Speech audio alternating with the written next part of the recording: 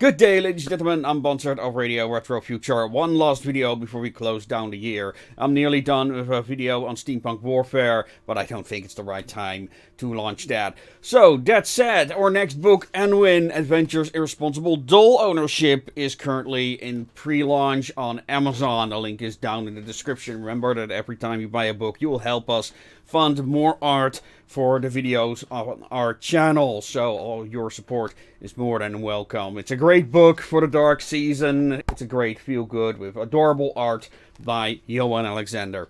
And with that, let's start with today's video topic. A few months ago, I made a video that Hollywood does not understand high concept. Thus, these writers can distinguish between fantasy and sci-fi. Hence, you get your fantasy space adventures like Star Trek Discovery that now includes the most important characters in the franchise's lore.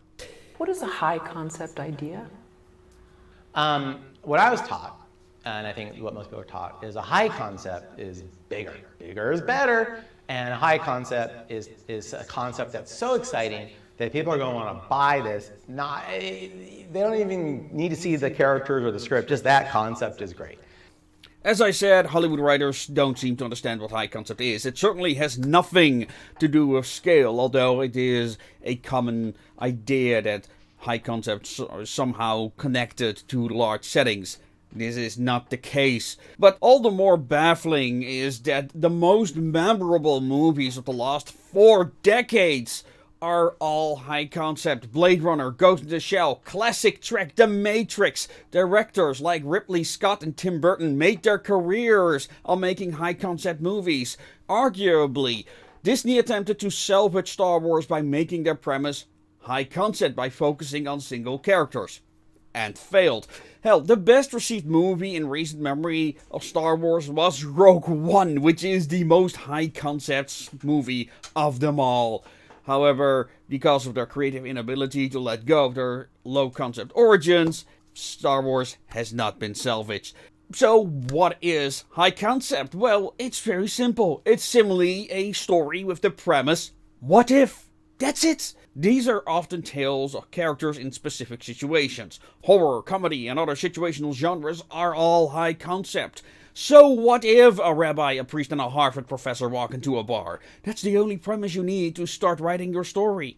But to reiterate, high concept is best used for small-scale stories, but due to its speculative approach, these small situations lead to bigger and more questions of the what-if variety. This, for example, can lead to the Elseworld stories of the superhero genre. We know what a heroic Superman is like, but what if he's a despot? And that is what inspired the whole multiverse phenomena, until it got milked by Hollywood hacks to explain away continuity issues in the franchise that should have ended 2 decades ago. To stick with the evil Superman, it is not just what would the despotic version of him do, it's also about how the world reacts, from its governments to its individual characters. Each of these topics could be a story into themselves, and that is the power of a strong concept. It's an exploration of simple questions with complex implications. Furthermore, a good high concept asks more questions than it answers. This allows the solution offered in the story to breathe, while allowing the audience to discuss the remainder by themselves. This, in turn, allows for further exploration in future stories without retreading the same ground over and over again, and that is the key to create expanded universes. It's not a matter of creating numerous locations and extensive casts of characters. It's starting with a snowball and allow it to roll down a hill, picking up new character streams and story concept along the way until it grows into an avalanche. And therein lies the problem. Most writers want to recreate the avalanche. They want to create the next Game of Thrones and Warhammer 40k without doing all of the legwork required to lay a solid foundation. To use our own steampunk series as an example, the Association of Ishtar, before I wrote either of the current novels, I wrote numerous short stories, each introducing new concepts, some of which are commentaries on stories that I wrote before, and then I asked myself, what if the concepts of these stories meet each other in one scenario? And that is by no means unique. Think of Alien vs Predator, Superman vs Batman, Freddy vs Jason, and again, all these characters stem from high concepts. And for this guy to say high concept does not work is baffling to me, because fans have been clamoring for years on end to have these versus films. That they would be sorely disappointed is beside the point. Hey, did I mention Hollywood writers don't understand high concept?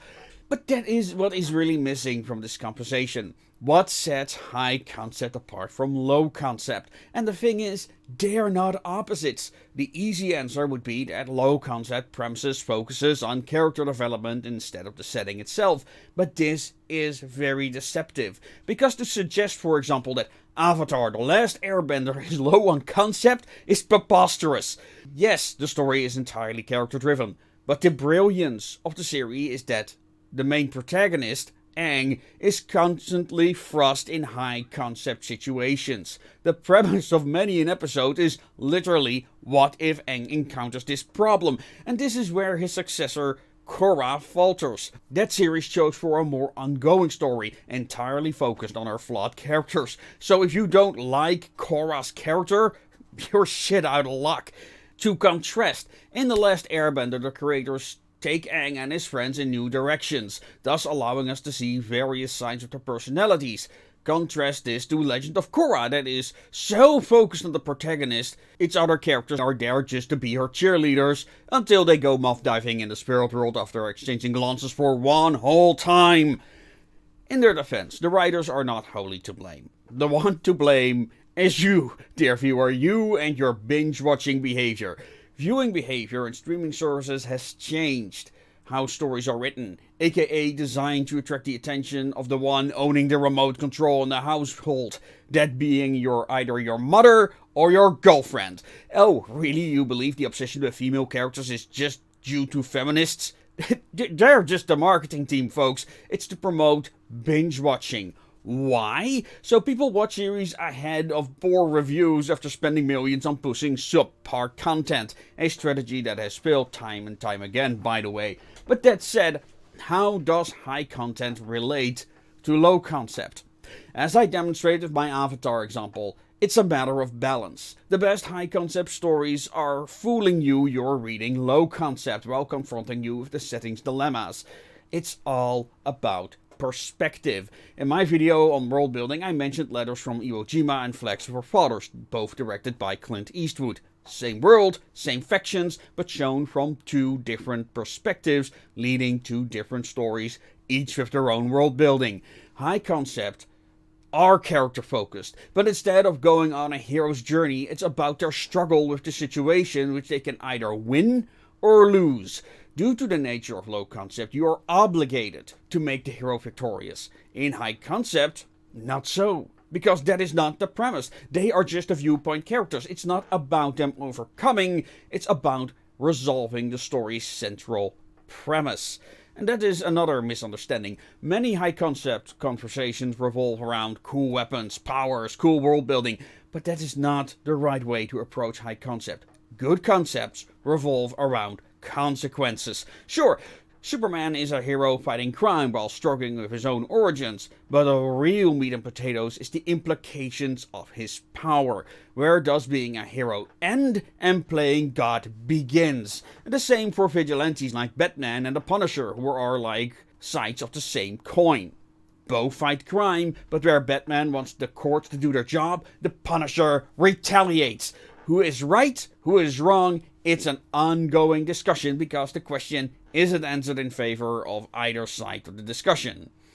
Well, in the hands of a good writer who doesn't feel it needs to insert their political views into their fiction. And that is probably the most damning thing about current day writing. Every author considers themselves to be an activist these days, whether it's appropriate to the genre or not. Message shows have often been the weakest episodes in any renowned franchise, and now producers dedicate entire seasons to what happened to upset them that week. But the point is, having a solid, high-concept premise helps writers keep a story focused on a central dilemma, and it makes it easy to pick and choose what concepts will confront each other in the next mortal conflict. It's like formulating the general fantasy that we discussed in a previous video. No matter what your concept is, you need to formulate the experience you promise to the reader. If you promise pilots fighting and big stumpy robots, you better provide big stumpy robots. Or in my case, experience would like to have a fluffy double agent as your pet. And with that, ladies and gentlemen, I'm going to bid you adieu. And if you enjoy this type of content, don't forget to like, comment and subscribe to appease the old ones. And if you want to support this channel so we can afford more original art, you can also pre-order and win. Or support us on REAM Stories, where you can read weekly short stories for free and get access to all our ebooks for a monthly donation, including early access to our upcoming books. And all the money we make goes to our illustrators. And starting 2024, I intend to do bi-monthly art contests with our first stream of the year, Cyberpunk in the Past. And with that said, ladies and gentlemen, make things your way. And of course, I hope you'll have a wonderful holidays with your friends and family, and I hope to see you all in the new year. Goodbye.